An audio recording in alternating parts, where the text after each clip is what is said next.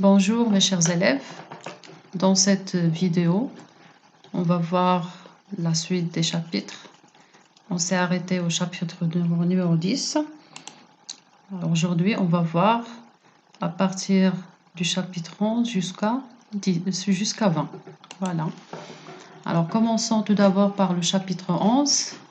Quels sont les événements qui ont caractérisé ce chapitre? Alors, une nuit, ne trouvant pas le sommeil, elle décrit les graffitis des murs de sa cellule. Donc le condamné était en train de décrire ce qu'il voit sur les murs. Ces murs couverts d'écritures, de dessins, de figures bizarres. Et à la fin, il a découvert une image épouvantable, c'est celle de l'échafaud. Et toutes ces traces-là, toutes ces traces sont laissées par d'autres prisonniers. Alors passons au chapitre 12.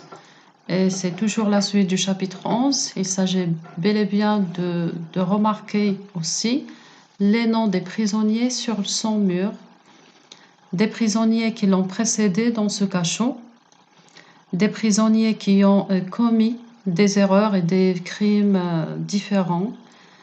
Il y a ceux qui ont tué leur père, leur femme, ainsi qu'empoisonné son ami. Il s'agit d'un médecin. Alors, on passe au chapitre 13 de typologie descriptive. Alors, le narrateur, qui est en même temps un personnage principal, se rappelle. Il se rappelle d'un événement particulier, c'est celui du ferment des forçats, c'est-à-dire le départ des forçats au bagne de Toulon. Il y a quelques jours, elle assiste au départ des bagnards pour le pénitencier de Toulon et se souvient de la visite médicale des forçats, du repas des geôliers et du ferrage des prisonniers.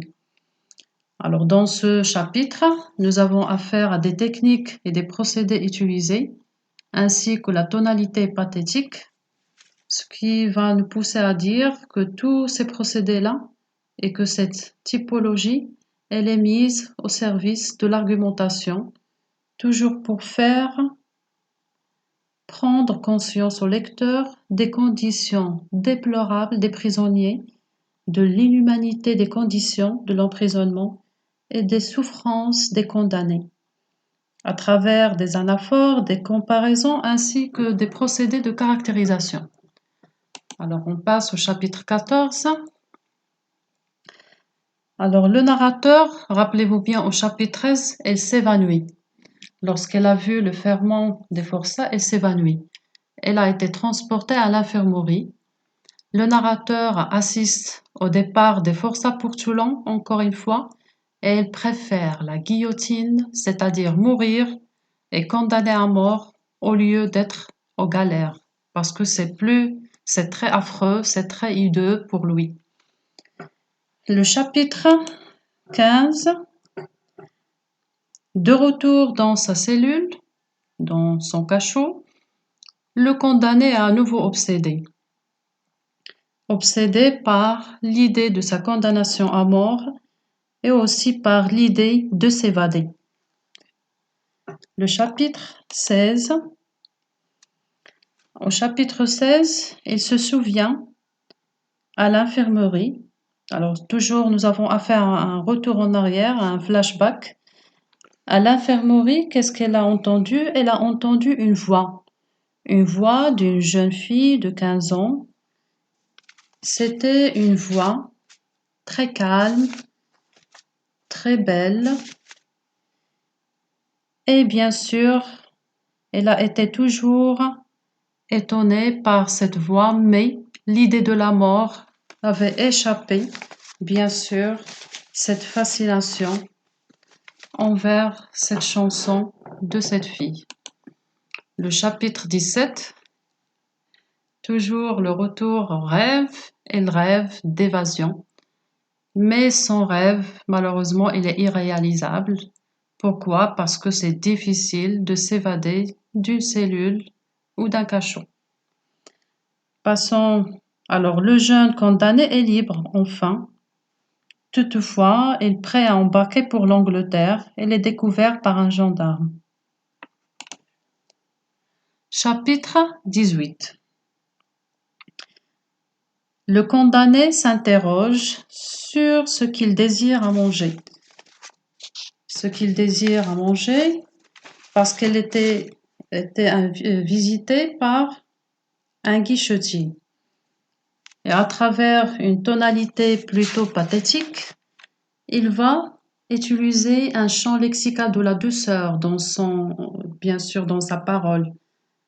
Mais le narrateur, avec un sentiment de la peur, il revient à l'idée de la mort et de la condamnation, malgré ces paroles pathétiques du guichetier. Le chapitre 19, il s'agit bel et bien de la visite du directeur de la prison, et c'est toujours la tonalité pathétique. Elle utilise bien sûr un nouveau personnage pour montrer et interpeller le condamné comme étant un prisonnier qui a une valeur, et l'interpeller en disant monsieur.